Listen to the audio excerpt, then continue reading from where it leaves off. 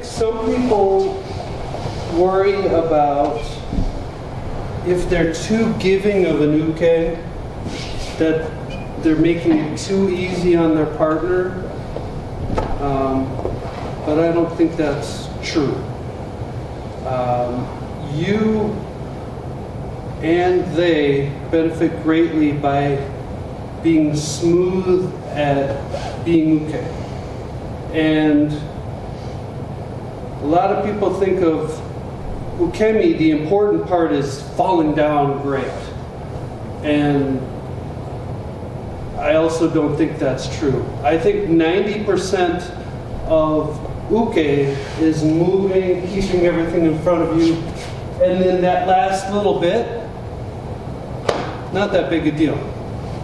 Okay? So if you're wondering if you can practice, but you know you can't actually fall down, it's okay. Come to class, concentrate on being smooth, doing ukemi, getting to here, and again, you've done like 90% of it, and that's the important part.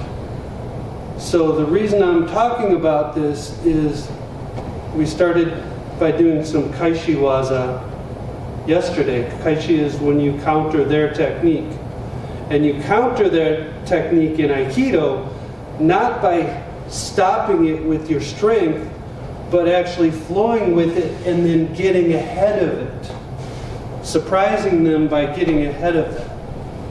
So if you've practiced being heavy and being hard to move, and now, okay,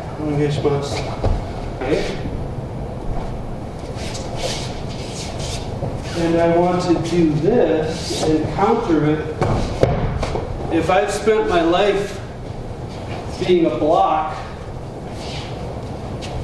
and then suddenly I want to flow ahead of this, I can't. I'm stuck. I can't counter it. So it's not to be nice, and it's not just for them. I'm learning to move my body and be in control of my body and be balanced and smooth and move for me too. And this is one of the reasons why. Okay? Just not even getting hurt here if I'm trying to do that. So, might as well just do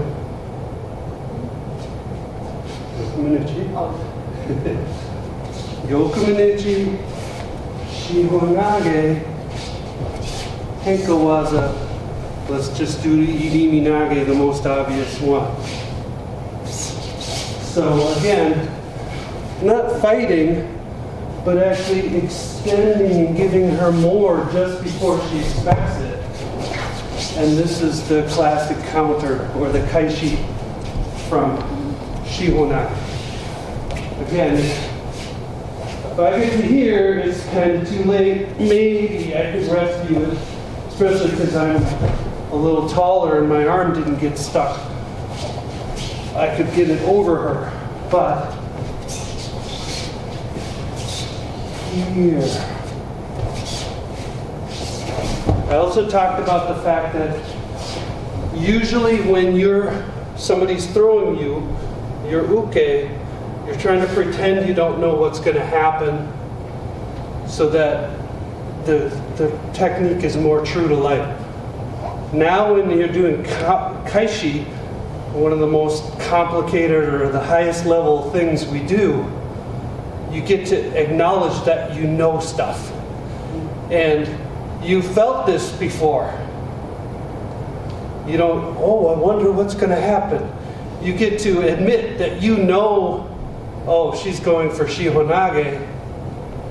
Well, if I extend and move my body in, and smoothly, as in everything we do, is the important thing. Because if I tense my arm up in order to extend it forward, she can feel that and add more control, and then the counter doesn't work.